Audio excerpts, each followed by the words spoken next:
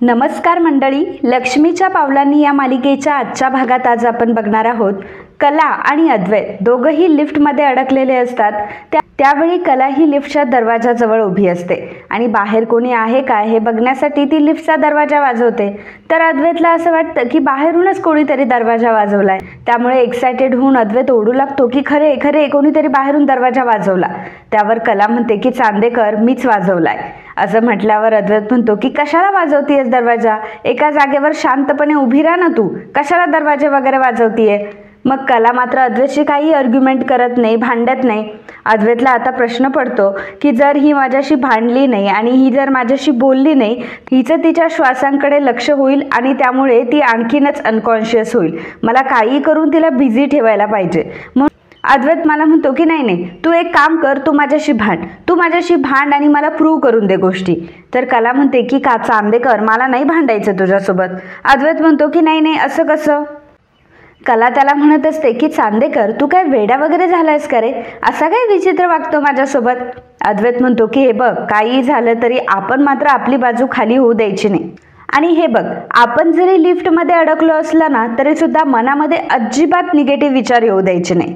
हे बघ, तू असा काहीच विचार करायचा नाही की मला भीती वाटते, मला फोबिया आहे, मला आता बाहेरच पडता येणार नाही, लिफ्ट कधी चालूच होणार नाही. आणि हे सगळे जे वाईट विचार आहेत ना, आता ते सगळे काढून टाक. खरे तुला माहिती आहे माझी योगा टीचर काय म्हणायची. माझी योगा टीचर असं म्हणायची की मनुष्याचं मन हे चंचल असतंच, ब्रिंग इट बॅक. हे बघ खरे, आता तुला जे निगेटिव्ह विचार येत आहे ना ते आपण डायव्हर्ट करूयात. कसे बरं करूयात. आपण एक काम करूया, आपण गाण्यांच्या भेंड्या खेळूयात. म्हणजे कसं, गाण्यांच्या भेंड्या जर खेळल्या तर तू बिझी असशील आणि मग तू विसरून जाशील की तुला फोबिया आहे. कला अद्वैतला म्हणते की चांदेकर, काय चाललंय तुझं, अरे मला किती त्रास होतोय कळतंय का तुला. अद्वैत म्हणतो की खरे असं काही नसतं, त्रास वगैरे काही होत नाही. हे ना तुला वाटतंय, हे तुझ्या मनाला तू पटवून देते की मला त्रास होतोय म्हणून तुला त्रास होतोय. त्यापेक्षा एक काम कर, तू एखादा मनामध्ये चांगला विचार जर तू मनामध्ये आणला तर तू बिझी होशील आणि तुझ्या मनामध्ये हे वाईट निगेटिव्ह विचार येणार नाही. मला सांग, आपण गाण्यांच्या भेंड्या खेळूयात का. बरं मला अक्षर सांग बरं मला पटकन की कुठल्या गाण्यापासून सुरुवात करायची. कला म्हणते की अद्वैतचा ए. मग अद्वैत आता गाणं म्हणू लागतो की एक लाजरान साजरा मुखडा, चंद्रावाणी सजला ग. कला म्हणते की चांदेकर, खुल्ला. अद्वैत म्हणतो की हो तेच, खुल्ला, चेहरा खुलायला हवा ना आता. अद्वैत म्हणतो की जाऊ देते, आता तुझ्यावर आलंय द. तर कला म्हणते की अद्वैतचा ढ. तर अद्वैत म्हणतो की द आणि ढ याच्यामध्ये खूप फरक असतो. मग कला आता ड वरनं गाणं म्हणायला सुरुवात करते. त्या ढ वरनं गाणं म्हणायला सुरुवात करते की ढगाला लागली कळ, पाणी थेंब गळ. काय मग मित्रांनो, अजूनही तुम्ही आपल्या व्हिडिओला लाईक केलं नाहीये का. व्हिडिओला लाईक केलं नसेल तर लगेच व्हिडिओला लाईक करा, कारण एक तुमचा लाईक आमच्यासाठी किती महत्त्वाचा आहे हे तुम्हाला माहिती आहे.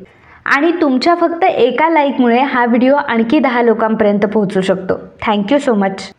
कला आता अद्वैतला सांगते की तुझ्यावर ळ आलाय. अद्वैत म्हणतो की ळ वरनं आता कुठलं गाणं गायचं, आणि तू मला मुद्दाम करतेस नाही, मुद्दाम तू असे अक्षर माझ्यावर आणून देते जेणेकरून मी हारेल. कला म्हणते की चांदेकर, भेंड्यांमध्ये जर ळ आला ना तर त्याचा ल घ्यायचा असतो. अद्वैत कलाला म्हणतो की हो चल, मला नको सांगूच, मला सगळं काही माहिती आहे. मी तसंही द ग्रेट अद्वैत चांदेकर आहे. मी फक्त हे बघत होतो की तुला माहिती आहे का की गाण्यांमध्ये जेव्हा ळ येतो तेव्हा ल घेतात. तुझी परीक्षा घेत होतो मी. अद्वैत आता नाचत ल वरनं गाणं म्हणत असतो, लाल पागोटा गुलाबी शेला. आता अद्वैतचा तो डान्स आणि अद्वैतच्या चेहऱ्यावरील एक्सप्रेशन बघून कला आता हसू लागते. अद्वैत तिला विचारतो की काय झालं. की काही नाही, हे गाणं म्हणताना तू किती आनंदी होता ना ते बघत होते. अद्वैत म्हणतो की चला आता हिला बरं वाटतंय, त्यामुळे तो कलाला म्हणतो की चल पुढचं गाणं ल वरनं गाणं गायचंय तुला. कला आता लाजून हसणे हे गाणं म्हणत असते आणि लाजून हसणे हे गाणं म्हणत असताना कला ही मुद्दाम अद्वैतला आता बोट लावत असते आणि त्याला गुदगुल्या करत असते. तेव्हा अद्वैत म्हणतो की बरी झाली वाटतं ही असे चाळे करायला लागली आता. कला जेव्हा गाणं म्हणते तेव्हा आता अद्वैतवर आलेला असतो न. अद्वैत म्हणतो की खरे तू मुद्दाम करतेय, मला उगाच ल न असे तू नावं देतेय जेणेकरून मला गाणं म्हणता नाही येऊ. पण ठीक आहे, ळपेक्षा न बरं आहे, मी काहीतरी सुचवतो.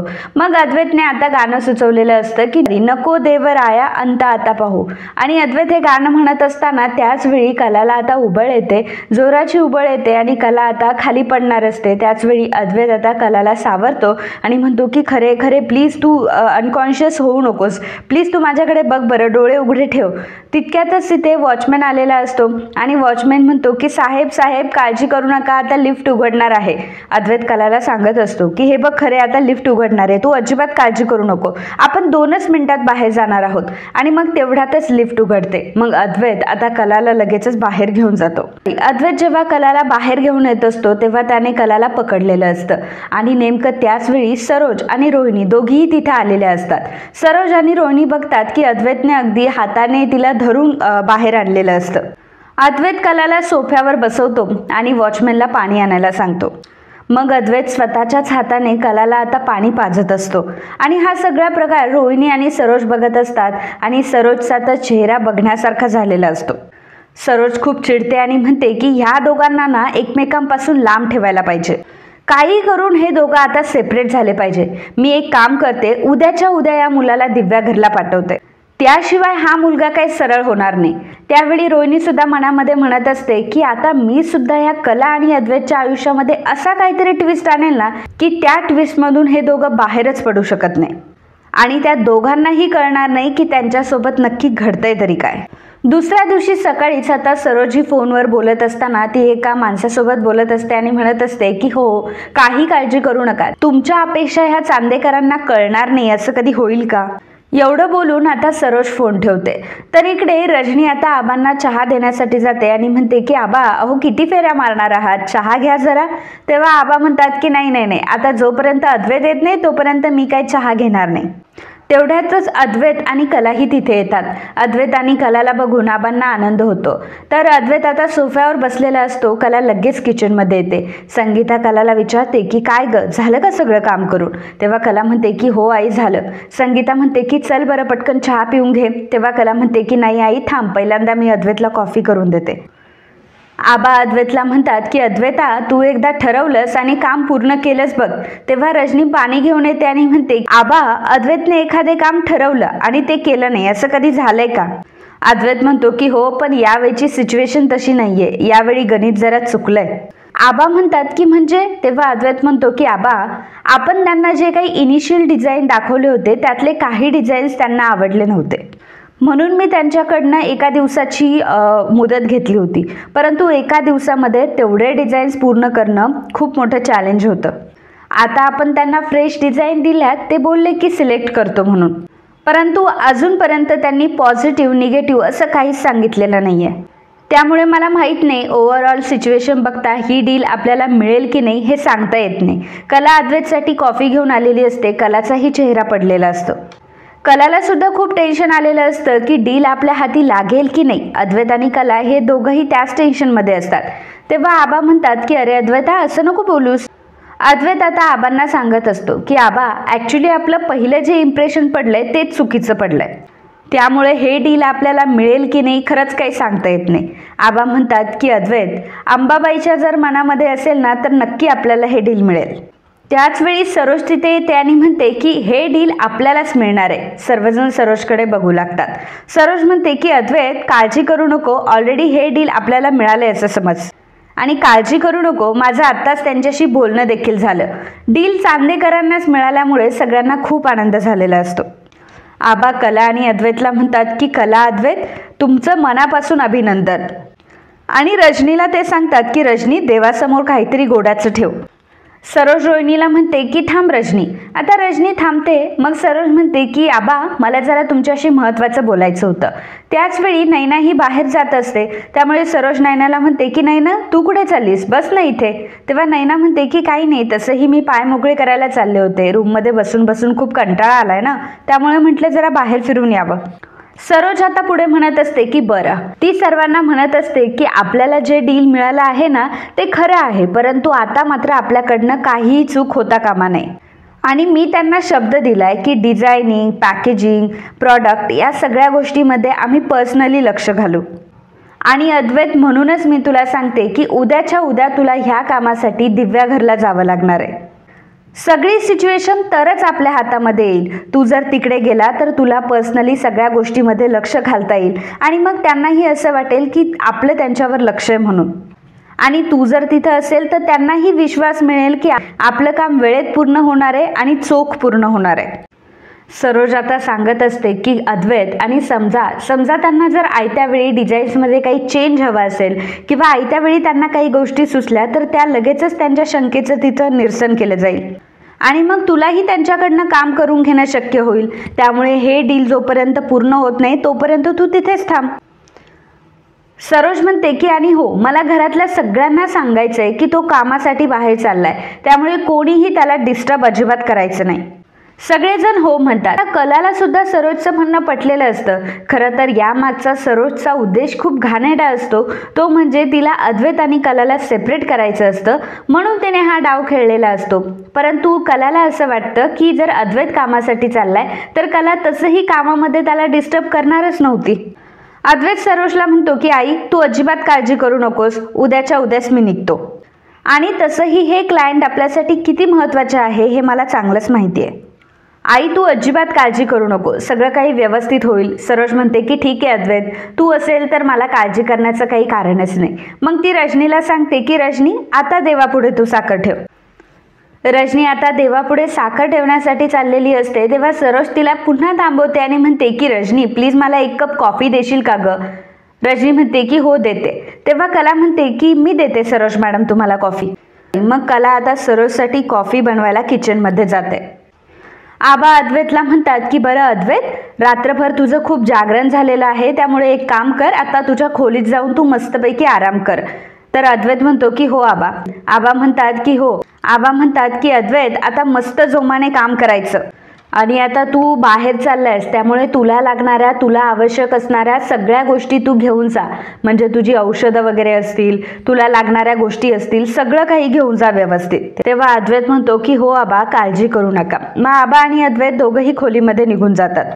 त्यावेळी रोहिणी आता एकटीच हॉलमध्ये असते आणि मनामध्ये ती विचार करत असते की सरोज वहिनी, अगं काय पाऊल टाकलेस ग तू.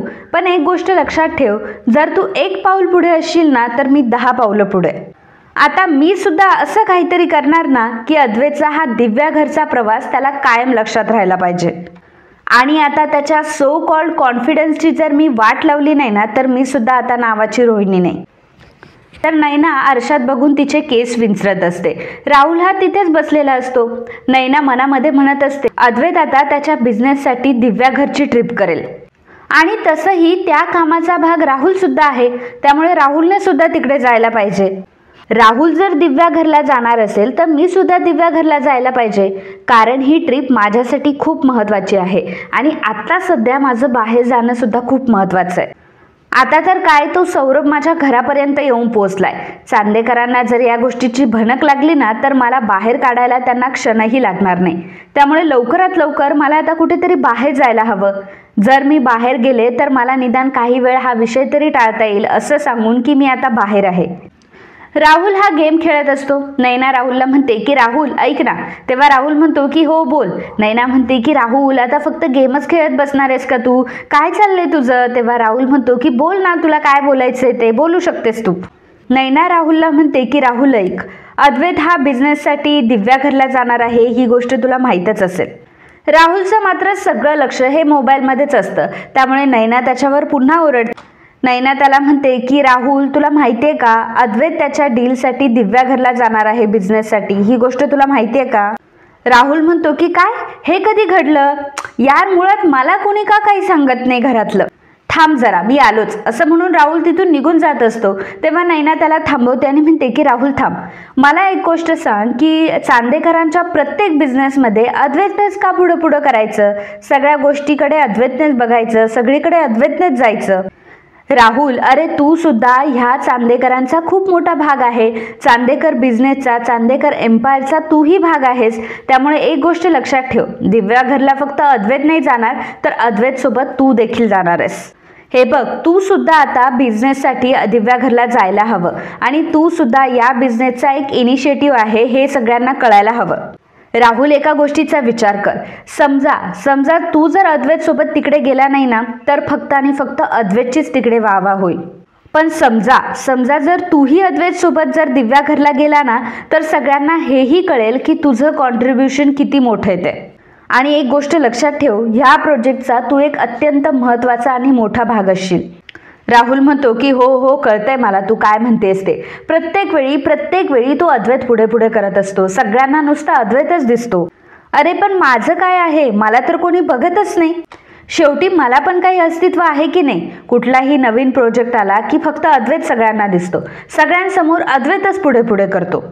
मला कळत नाही की मला कोणी व्हॅल्यूज देत नाही. मी एवढं चांदेकरांच्या घरामध्ये राहतो परंतु वावा कोणाची होते तर अद्वैतची. महत्त्वाचं काम असेल तर कोण करणार? अद्वैत करणार. घरातल्या जबाबदाऱ्या कोणाच्या अंगावर आहे? अद्वैतच्या अंगावर. घरातला गुणी मुलगा कोण? अद्वैत. फक्त अद्वैत आणि अद्वैत. म्हणजे काय, मी काही कोणीच लागत नाही का चांदेकरांचा? प्रत्येक वेळी अद्वैतनेच का पुढे व्हायचं? आता हा राहुल सुद्धा पुढे येणार. आणि हो, मला जर कोणी संधी देत नसलं ना, आता माझी संधी मी स्वतः मिळवणार. आणि आता माझ्या वाटेत जो कोणी येईल ना त्याला मी असं बाजूला सारणार. मोबाईलच्या गेममध्ये जरी मी सतत हरत असलो ना तरी सुद्धा या गेममध्ये मात्र मीच जिंकणार. नैना म्हणते की एक्झॅक्टली राहुल. नैनाचा प्लॅन आता सक्सेसफुल झालेला असतो. तिने राहुलला भडकवलेलं असतं आणि राहुल सुद्धा भडकलेला असतो. राहुलने ठरवलेलं असतं की आता तोही दिव्या घरला जाणार अद्वैत सोबत. त्यामुळे नैनाचा प्लॅन आता सक्सेसफुल होत असतो. तर इकडे अद्वैत हा सकाळी काम करत बसलेला असतो. कला आता अद्वैतचे काही कपडे घेऊन येते आणि अद्वैतला सांगते की अद्वैत, मी तुझे काही नाईट ड्रेसेस वगैरे आणि चांगले कपडे वगैरे काढून ठेवलेत, जाताना तुला हे घेऊन जायचे. अद्वैत म्हणतो की हो ते सगळं ठीक आहे, तू बॅग भर. कला म्हणते की काय, म्हणजे परफेक्शनिस्ट अद्वैत चांदेकरला चालणार आहे का की मी त्याची बॅग भरलेली? म्हणजे तुला आवडेल का मी तुझी बॅग भरली तर? अद्वैत तिच्याकडे बघतो आणि पुन्हा त्याचं काम करू लागतो. कला त्याला म्हणत असते की म्हणजे आमचे अद्वैत चांदेकर यांनी ठरवलंय की बॅग तर ते काय त्यांच्या बायकोच्याच हाताने भरून घेणार नाही. म्हणजे कसं की आता प्रवासाला जायचंय म्हटल्यावर नवऱ्याला बायकोच बॅग भरून देते. अद्वैत म्हणतो, झालं अर्धवट ऐकलं आणि तुझं सुरू झालं. अगं निदान ऐकून तरी घे मी काय म्हणतोय. अगं मी तुला माझ्या कपाटाला हात लावून देत नाही तर मी तुला माझ्या बॅगेला हात लावून देणार आहे का? तुला काही कसं वाटतं ग? तुला काय माझं हे डोकं असं फिरल्यासारखं दिसतंय? कला म्हणते की चांदेकर, अरे आता तूच तर मला बोललास की लवकर बॅग भरून घे म्हणून. तेव्हा अद्वैत म्हणतो की तुला काय वाटतं ग की तू एकटी मल्टीटास्किंग आहेस का?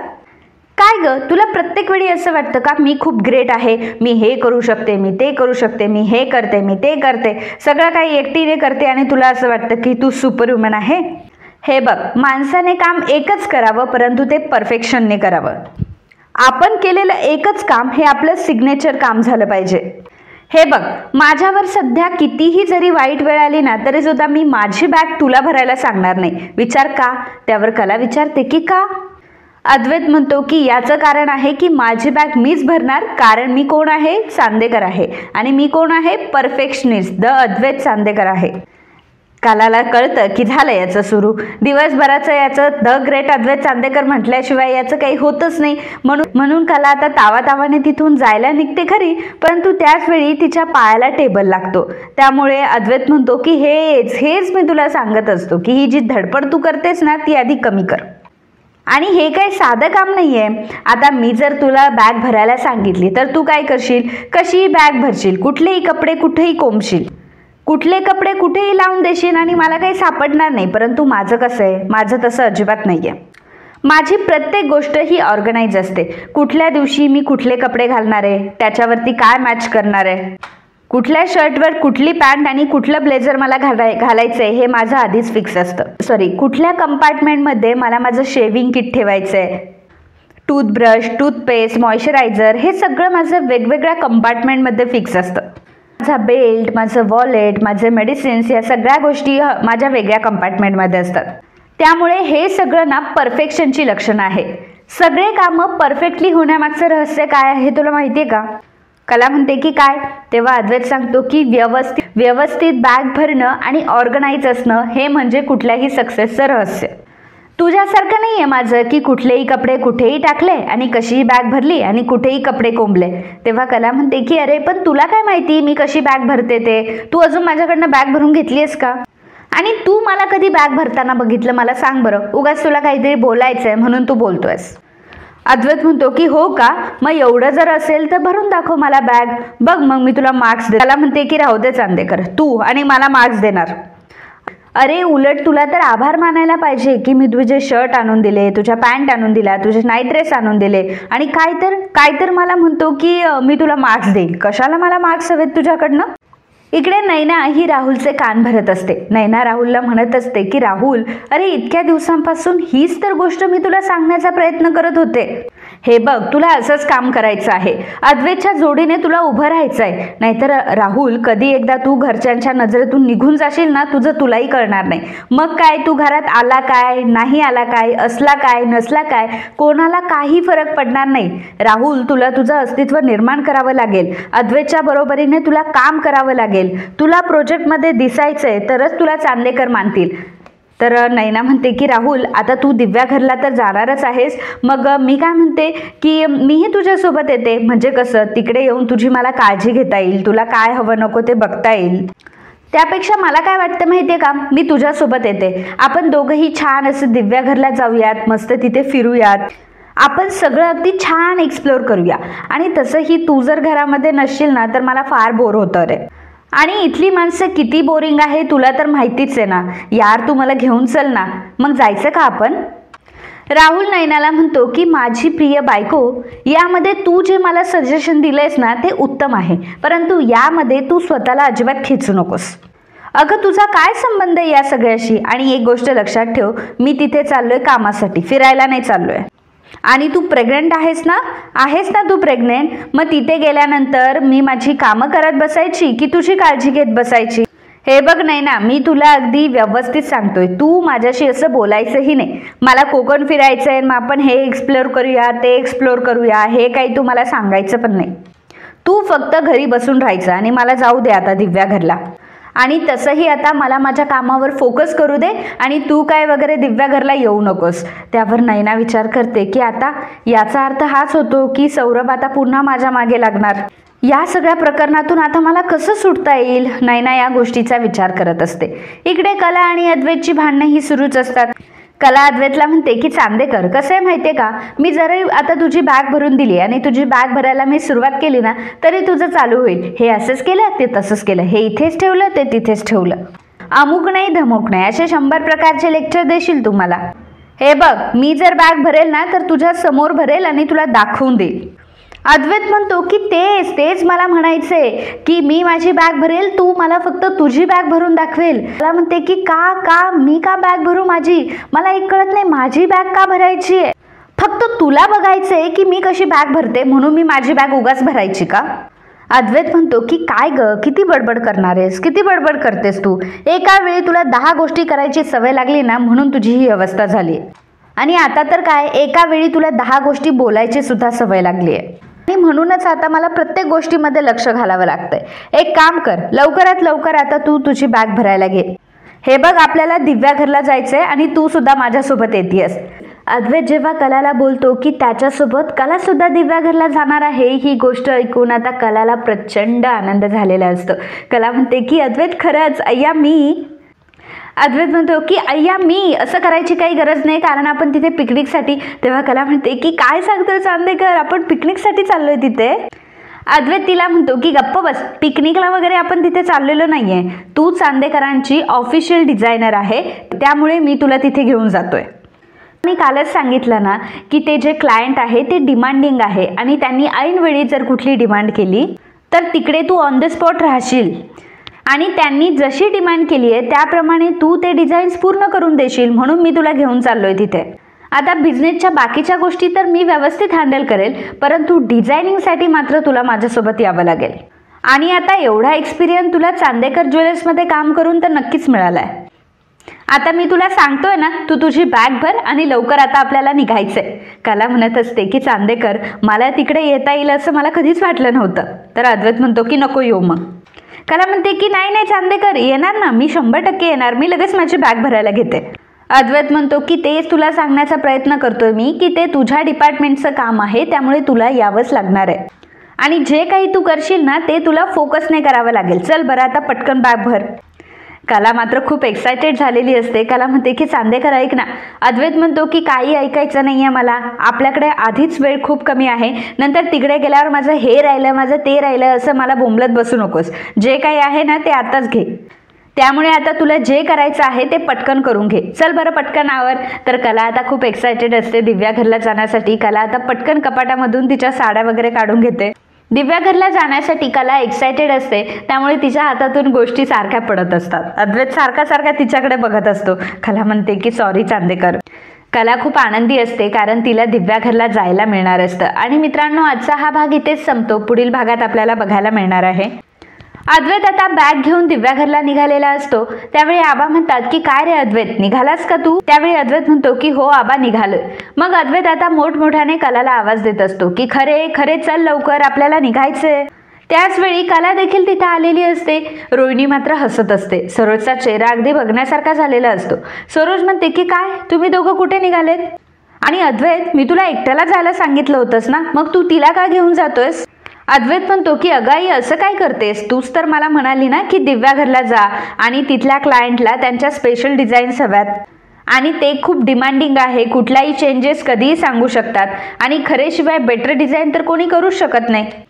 मग कला सुद्धा त्यावेळी तिची बॅग घेऊन आलेली असते आणि कला अद्वैतला म्हणते की चांदेकर आपण निघूयात. तेव्हा अद्वैत म्हणतो की हो. मग अद्वैत आणि कला दोघंही आता त्यांच्या बॅग घेऊन दिव्या घरला जायला निघालेले असतात.